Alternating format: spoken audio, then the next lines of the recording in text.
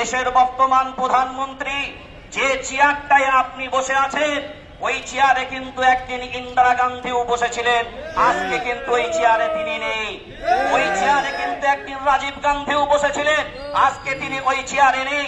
একদিন কিন্তু অটল বিহারী বাজপেয়ীজিও বসেছিলেন, আজকে কিন্তু ওই চেয়ারে নেই। মনমোহন সিং ওই চেয়ারে বসেছিলেন, আজকে কিন্তু তিনি নেই। আপনিও ওই চেয়ারে বসেছেন, আজ আছেন, কালকে চেয়ার থাকবে, কিন্তু আপনি মনে রেখে দিবেন, এই ভারতবর্ষের এই জনতা একটা জিনিস স্পষ্ট ভাবে মনে রাখবেন, এরা কিন্তু চুরি করে নেই, আর আমরা হিজড়ে না, পুরুষ না। যদি হিজড়ে হতাম, টলে গিয়ে তালি মেরে 10 টাকা করে চাঁদা তুলতাম। আমরা বীর পুরুষ, তাই হাতে ঘড়ি পরি, লেডিসের মতন চুরি পরে রাতের অন্ধকারে আইন। সেই জন্য খুব স্পষ্ট ভাষায় বলছি, এই জমিন কারোর বাপতিকালী একা কোনো সম্পত্তি নয়। ভারতবর্ষের প্রত্যেকটা জনগণের অধিকার আছে এই দেশের মাটিতে। ভারতবর্ষের সংবিধান এ অধিকার দিয়েছে। যদি আপনাদের সংবিধান পড়া না থাকে, ভারতবর্ষের আপনার সংবিধানের 14 নম্বর ধারা, 15 নম্বর ধারা, 27 নম্বর ধারা, 26 নম্বর ধারা, 21 নম্বর ধারা, এইগুলো একবার প্রধানমন্ত্রীর চেয়ারে বসার আগে আপনার ভালো করে একবার রিভিউ করে নেওয়া দরকার ছিল। দেশ চালাবেন, দেশের আইন জানবেন না। আইন তৈরি হয় দেশের মানুষের জন্য না মানুষকে মারার জন্য? মানুষের জন্য না মানুষকে মারার জন্য। তার সম্পত্তি তোমার বাপতিকালী মাল, তোমার বাপতিকালী মাল তো চাইলেই দেব। আইন পাস করে কয়দিন টিকা থাকবা? শুনে রেখে দাও, এ সন্তানরা হলো সেই সন্তান। যদি ভুলে গিয়ে থাকো, মামুর বাড়ি যাও, লন্ডনে যাও, আর তোমার দাদুদেরকে জিজ্ঞাসা করো যে ভারতবর্ষের আন্দোলন যারা করে তাদের চেহারা কেমন হয়, তাদের রূপরেখা কেমন হয়। মনে না থাকে, 7 সমুদ্র পার, 13 নদী পার আমরা তোমাদেরকে করেছি। এটা মুসলমানের লড়াই নয়, এটা হিন্দুর লড়াই নয়, এটা খ্রিস্টানের লড়াই নয়, এটা গণতন্ত্রের লড়াই। গণতন্ত্র বিপন্ন, গণতন্ত্র ধ্বংস করতে চলেছে। আর যারা ভারতবর্ষের পার্লামেন্টে বসবে আর ধর্মনিরপেক্ষতা মানবে না, গণতন্ত্র মানবে না, তাদের ওই চেয়ারে বসার কোন অধিকার অধিকার একটা জিনিস খুব স্পষ্ট ভাবে আপনারা মনে করছেন সংখ্যাগরিষ্ঠতাই পার্লামেন্টে বিল পাস হয়ে গেছে। আপনার পার্লামেন্ট গণদখল করুন, ইনশাআল্লাহ আমরাও দায়িত্ব নিয়ে বলছি, ভারতবর্ষের প্রত্যেকটা রাস্তাগুলো আমরা দখল করব।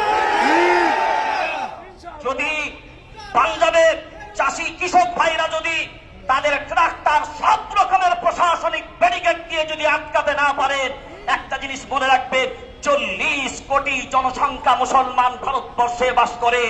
যেদিন কিন্তু ওই চাষি ভাইদের মতন এখান থেকে কলকাতা থেকে আওয়াজ শুরু করবে, ইনশাআল্লাহ প্রয়োজন হলে এই আন্দোলন দিল্লির লালকেল্লা পর্যন্ত পৌঁছে দেবে ইনশাআল্লাহ।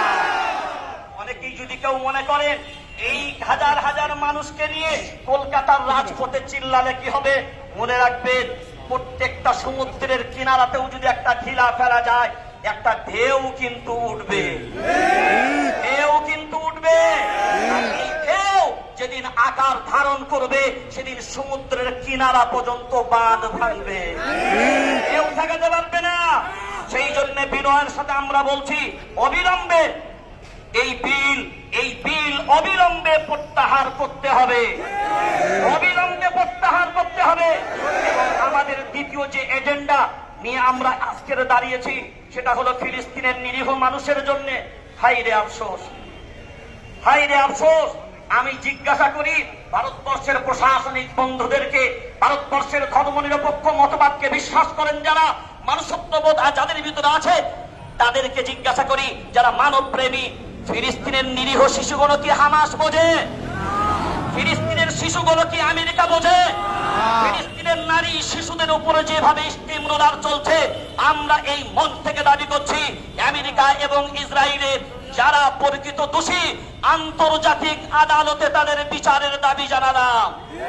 অবিলম্বে আন্তর্জাতিক আদালতে তাদের বিচার হোক এবং উপযুক্ত তাদের শাস্তির ব্যবস্থা করা হোক। তবে আমরা এখান থেকে বলতে পারি, ফিলিস্তিনের মুসলমান, আপনারা যে জায়গায় দাঁড়িয়ে একত্রতার সাথে লড়াই করছেন, আপনারা এগিয়ে যান। ইনশাআল্লাহ আমরা ভারতবর্ষের এই কলকাতার মাটি থেকে আমরা দায়িত্ব নিয়ে বলছি, আপনাদের পাশে আমরা আছি। আগামীতেও যখন প্রয়োজন হবে থাকবো ইনশাআল্লাহ। আজকের আন্দোলন শুরুয়াত, এই আন্দোলন যদি আরো বড় ধরনের আকৃতি নিতে হয়, আমাদের সমর্থন থাকবে, সমর্থন থাকবে। দলে দলে যোগ দিতে পারবো, প্রত্যেকটা রাস্তাগুলোকে অবরোধ করতে পারবো। যে সংবিধানকে তোমরা বিলুপ্ত করতে চাচ্ছ, ওই সংবিধানকে জীবিত রাখার জন্য ইনশাআল্লাহ এই দেশের জন্য যেমন পূর্বেও কুরবানি দিয়েছি, আবার যদি দেশের জন্য প্রয়োজন হয় ইনশাআল্লাহ শাহাদাতের জন্য তৈরি আছি। আমরা যারা এখানে এসেছি, আল্লাহ সকলের আন্দোলনের সাথী হবার জন্য সকলের আন্দোলনকে কবুল করুক, এবং আগামীতে আমরা যে সমস্ত পরিকল্পনাগুলোই নেব, আল্লাহ যেন সে সমস্ত পরিকল্পনাগুলোকে সফল করেন। সকলে ভালোই থাকুন। ভারতবর্ষ জিন্দাবাদ, আমাদের আজকের সংগ্রাম জিন্দাবাদ। সবাই বলেন আমাদের আজকের সংগ্রাম